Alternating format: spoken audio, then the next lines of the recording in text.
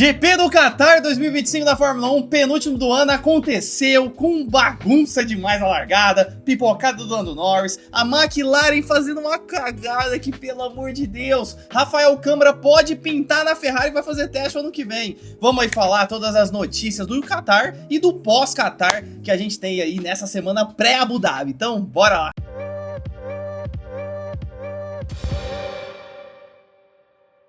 Bora começar falando do GP do Qatar e, obviamente, não podemos começar falando de outra coisa que não seja a grande pipocada e a cagada que a McLaren fez nesse GP, que começou no final de semana muito bem, já que Oscar Piastri foi pole position da Sprint Race, depois ele foi lá, ganhou a Sprint Race, aí ele foi lá, ganhou, ou melhor, fez a pole position pro GP, e aí os três primeiros ficaram ali, né?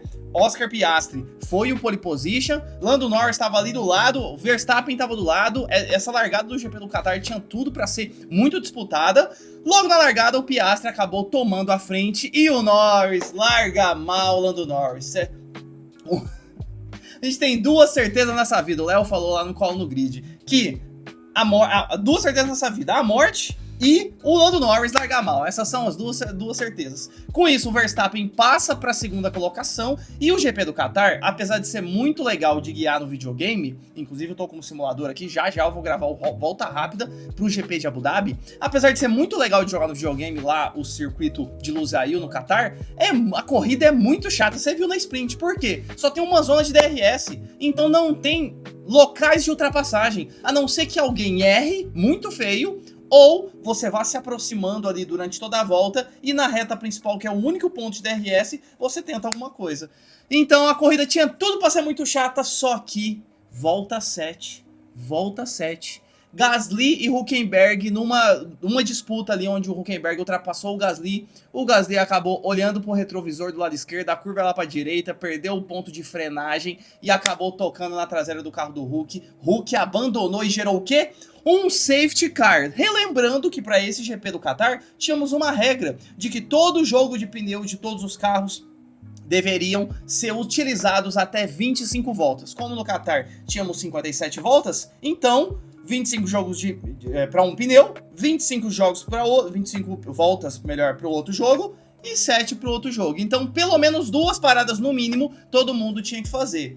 E aí, essa colisão do Hülkenberg e do Gasly aconteceu quando? Bem na volta ali 7-8. Então era o momento perfeito para todo mundo ir pro box, aproveitar o tempo menor de parada no box, que é gigantesco, 26 segundos eu acho no Qatar, o tempo menor por conta do safety car que todo mundo tá lento, então obviamente todo mundo foi pro box. Só que teve alguém que não foi. Quem que foi? Como o Léo diz, a McLaren não foi para o box, meu Deus do céu. O torcedor da McLaren quase morreu do coração nesse momento, porque eles não chamaram os 2 carros da McLaren. Verstappen foi o primeiro a ir pro box, todo mundo foi, o Ocon ainda levou uma volta pra ir, mas no final todo mundo foi pro box, todo mundo aproveitou esse tempo, essa parada, as McLaren ficaram na pista e acabou a corrida, né? Porque, lembra que eu falei que todo mundo tinha que fazer no mínimo 2 paradas?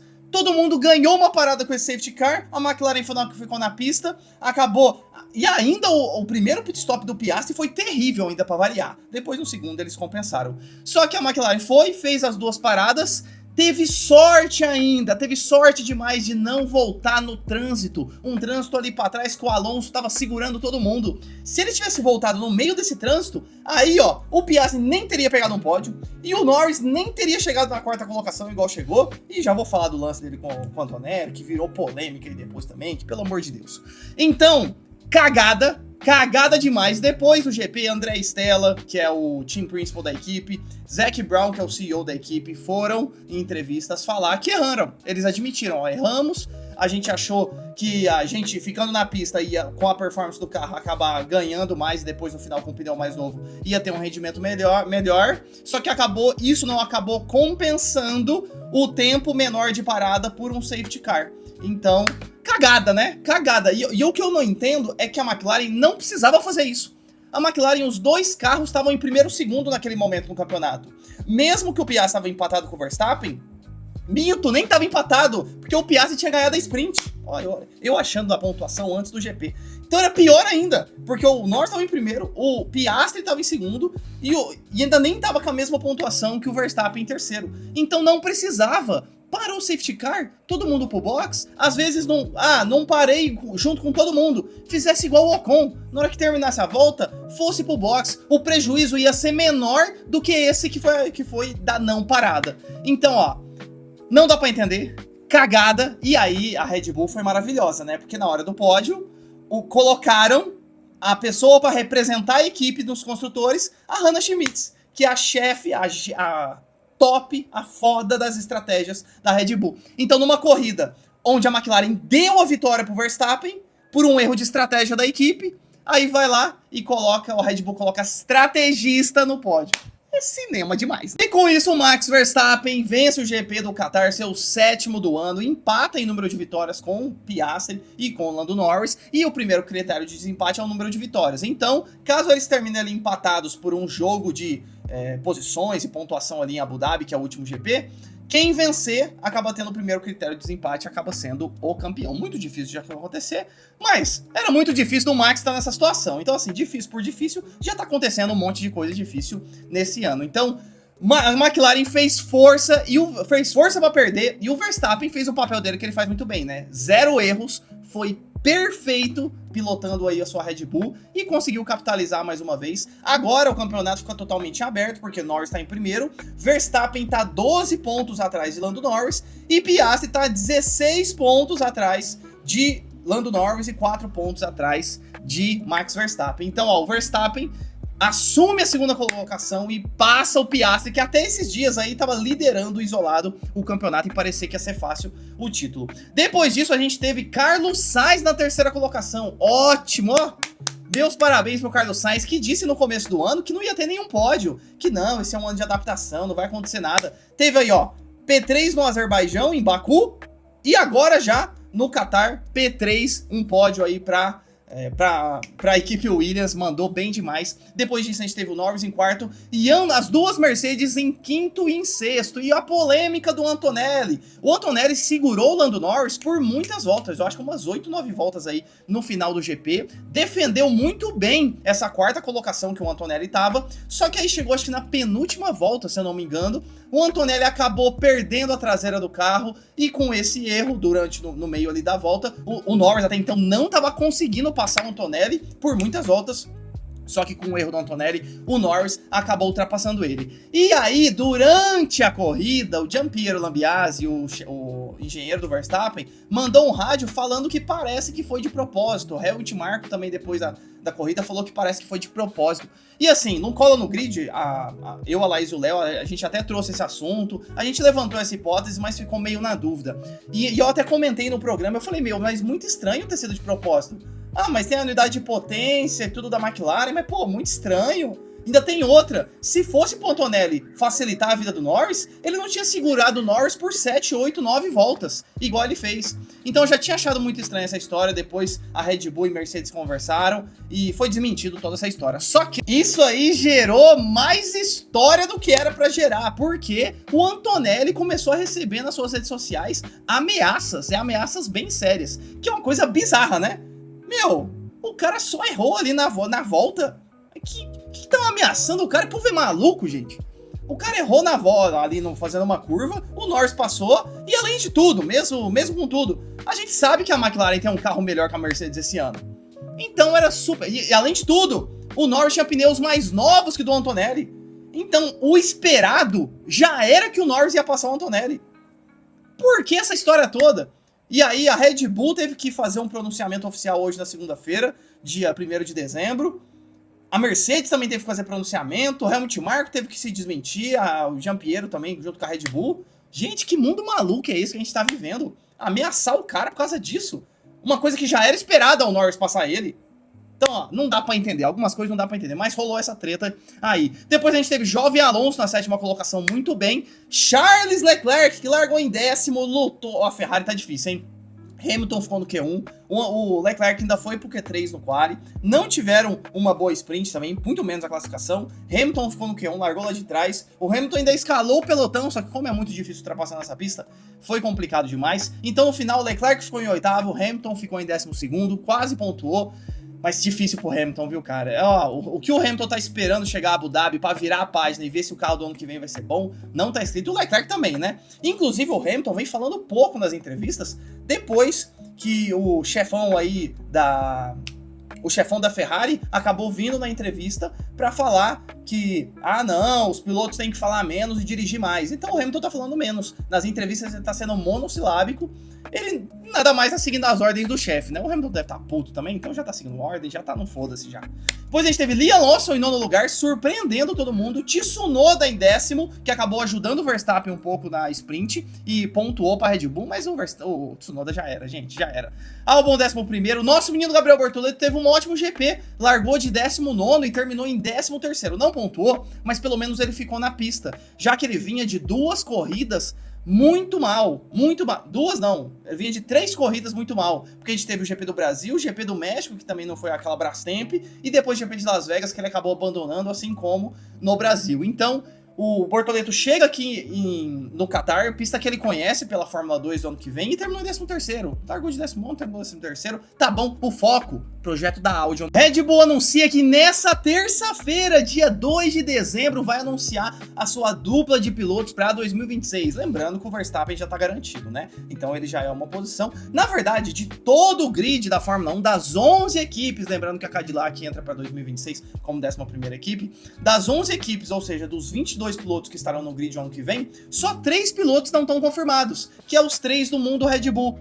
Um piloto para ser companheiro de equipe de Max Verstappen e os outros 2 pilotos da equipe Visa Cash App Racing Bulls. Então a equipe falou que pelo menos ali, para ser companheiro do Verstappen, eles vão anunciar nessa terça-feira, dia 2 de dezembro, e da Racing Bulls eles pelo menos não comentaram nada. O que eu acho que vai acontecer?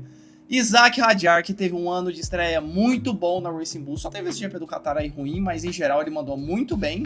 Ele vai ser o companheiro de equipe de Max Verstappen o ano que vem, e agora para Racing Bulls as coisas ficam meio difíceis. Porque o Tsunoda, eu acho que ele perde força, porque a unidade de potência não vai ser mais da Honda, vai ser pela Red Bull Powertrains, que vai vir a Ford ali atrás desse mundo da Red Bull, e a Honda vai ser fornecedor da unidade de potência para Aston Martin, então o Tsunoda pode pintar como piloto reserva, lembrando, Honda japonesa, Tsunoda japonês, tem tudo a ver, então o Tsunoda eu acho que vai ser piloto reserva da Aston Martin, tem mais sentido, e para Racing Bulls, acredito que eles vão trazer o Arvid Lindblad, que é o jovem, uma nova promessa. E do outro lado, cara, Liam Lawson. Não sei se eles ficam com o Liam Lawson ou não, viu? Também tenho minhas dúvidas. Talvez eles chutem até o Liam Lawson e tragam algum outro piloto aí do mundo Red Bull, mas tá muito em aberto. Talvez também o Tsunoda fica no lugar do Liam Lawson. Então, pra mim, Arvid Lindblad na Racing Bulls. A outra posição tá muito nebulosa, algum novato ou Tsunoda ou Liam Lawson. E na Red Bull, realmente, eu acho que eles vão levar o menino Isaac Hadjar. Falando, já que eu comentei que a Ferrari tá numa fase triste demais, Fred Vasseur, que é o team principal e o chefão da Ferrari, disse que tem muito interesse no nosso menino Rafael Câmara. Rafael Câmara, campeão da Fórmula 3 em 2025, nesse ano agora, pela equipe Trident, já anunciou que vai guiar em 2026 a Fórmula 2 pela equipe Invicta Racing, que o Rafael Câmara tá seguindo os mesmos passos do nosso menino Gabriel Bortoleto, também guiou pela Trident na Fórmula 3 e pela Invicta Racing na Fórmula 2. E o Fred Vasseur falou que tem muito... fazendo um contexto aqui, Rafael Câmara é da Academia de Desenvolvimento de Pilotos da Ferrari, então ele já tá no mundo da Ferrari aí, e Fred falou que tem muito interesse nele. Talvez no ano que vem, pelas notícias que a gente teve aí, pela mídia, que o nosso menino Rafael Câmara pode pintar num treino livre aí, no treino livre 1, e algumas vezes aí no ano que vem, que vai ter uma mudança da regra no aumento das sessões dos novatos. Tomara, imagina, cara, imagina o que... Ó que mundo maluco, ó hipotética, o torcedor da Ferrari, não custa sonhar, né? Imagina se o Hamilton ganha o 8º título, aí ele aposenta, e aí o Rafael Câmara entra no lugar dele. Um brasileiro da minha Ferrari, que coisa linda demais. Mas essa é a notícia, que realmente a Ferrari tá interessada no Rafael Câmara, e com toda razão, né? O que ele vem fazendo aí, ganhando tudo, é coisa de maluco. Passou pela freca, depois Fórmula 3, agora Fórmula 2 também tem tudo pra ganhar. Então, ó, ótima notícia pra nós. Aqui, pra fechar, eu queria trazer uma teoria da conspiração. Pensa, vem comigo aqui, vem. Se você ficou até agora no vídeo, vem comigo nessa teoria. Cara, imagina se o Max Verstappen vence a corrida em Abu Dhabi. Então, se o Max Verstappen vencer, pra ele ser campeão, Lando Norris tem que chegar em quarto lugar pra trás. Lando não pode ficar em segundo ou terceiro. Imagina a situação se Verstappen vence e ele passa na bandeirada. Piastri tá na terceira colocação e Norris tá em quarto. Com esse resultado, Max vencendo, Piastri em terceiro, o Piastri não ganha nada com isso, ficando em terceiro ou em quarto. Porém, o Lando Norris, que estaria em quarto nessa hipótese, ele sim perderia o título ficando em quarto ou em terceiro. Será que a McLaren, nessa situação, vai mandar um rádio pro Piastri? Ô Piastri, deixa o Norris passar para ele ser campeão. E aí Lando Norris vai ganhar o título por uma ordem de equipe?